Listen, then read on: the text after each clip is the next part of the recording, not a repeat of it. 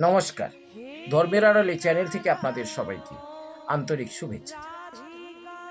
ব্রহ্মা, বিষ্ণু এবং মহেশ্বর, এই তিনজন, এদের কাজটা কি? ব্রহ্মা সৃষ্টি করেন, বিষ্ণু পালন করেন, আর মহেশ্বর ধ্বংস করেন। তাহলে পালনকর্তা হচ্ছেন শ্রী বিষ্ণু, নারায়ণ, যিনি এই সারা পৃথিবীটাকে লালন পালন করেন, আমাদের প্রত্যেককে তিনি লালন পালন করেন। তার কোনো কিছু নেওয়ার নেই, চাওয়ার নেই। সংসারী মানুষের মতো তার চাওয়া পাওয়া নেই। অতএব তার মধ্যে পাপ থাকতে পারে? একই না, উত্তর দিন। বিষ্ণুর মধ্যে কোথায় পাপ আছে? বিষ্ণুর মধ্যে কি চাওয়া পাওয়া আছে? হিংসা আছে, দেশ আছে, এসব কি আছে? তার মধ্যে চাওয়া পাওয়া আছে কি? নেই। বিষ্ণু শুধু দিতে পারেন, সবাইকে মুক্ত হস্তে তিনি দিয়ে থাকেন, তাই আমরা বেঁচে আছি।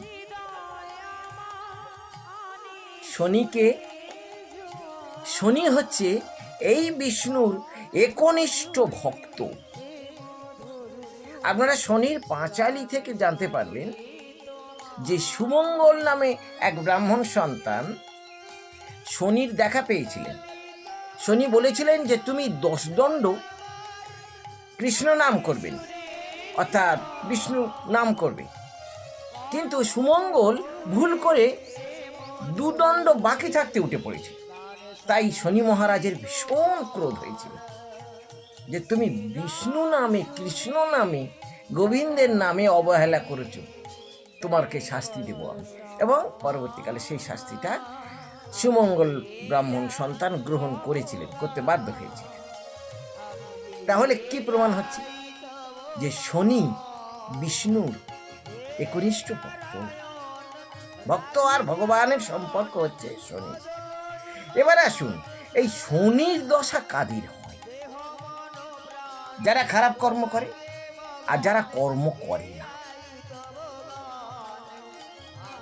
আর এক শ্রেণীর মানুষের শনির দশা হয় যাদের প্রারব্ধ খারাপ। এই 3 শ্রেণীর মানুষের শনির দশা হয়। একটু ভেবে চিন্তে উত্তর দেবেন, নিজের মনে নিজে উত্তর দিন, আমাকে উত্তর দিতে হবে না। ভগবান শ্রী বিষ্ণু কি কোনো খারাপ কাজ করেছেন বা করেন বা করেছিলেন? শনি তাকে ধরবে কেন? শনি তাকে কেন তাড়া করবে? ভগবান শ্রী বিষ্ণুর কি খামতিটা আছে, কি দোষটা আছে? যিনি জগৎ পালন কর্তা, তার কি দোষটা আছে? কি দোষে শনি তাকে ধরবে? এইবার আসুন, শনির সঙ্গে ভগবান শ্রী বিষ্ণুর কি সম্পর্ক? ভক্ত আর ভগবানের সম্পর্ক। সেই ভগবানকে শনি তাড়া করবে, এত বড় স্পর্ধা শনির। খুব কথাটা ভাবুন, গভীর মনোযোগ দিয়ে ভাবুন। আপনারা যা ভেবে এসেছেন সেটা বাদ দিয়ে এটা ভাবুন যে তাকে সৃষ্টি করেছেন সেই শ্রীবিষ্ণু। শ্রীবিষ্ণুকে তাড়া করবেন শনি? ভক্ত তাড়া করছে ভগবানকে, ক্রাইমটা কি? নারায়ণ কি অপরাধ করেছেন যে অপরাধের জন্য তাকে তাড়া করবে? কল্পপুরাণের গল্প কথা নাই, তত্ত্বে আসুন।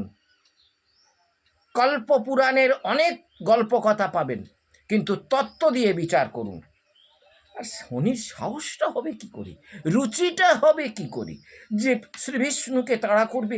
আর শ্রীবিষ্ণু পালিয়ে গিয়ে গণ্ডকী পাহাড়ে আশ্রয় নেবে। গণ্ডকী পাহাড়ে নাকি আশ্রয় নিয়েছিল শ্রীবিষ্ণু। আশ্রয় নিয়ে তিনি কি আর খাবেন? যে পাথরের টুকরো কেটে কেটে খেয়েছে, সেইটাই নাকি আমাদের শালগ্রাম শিলা। একটা কথা ভাবুন তো, যিনি এই জগৎটাকে সর্বক্ষণ লালন পালন করছেন, জগৎকে তদারকি করছেন, তিনি যদি একটা পাহাড়ের গুহার মধ্যে ঢুকে পড়েন, জগৎটা চলবে কি করে? আপনাদের কল্পপুরাণের গল্পকথায় রিপ্রেজেন্টে কাউকে দিয়ে গেছেন কি?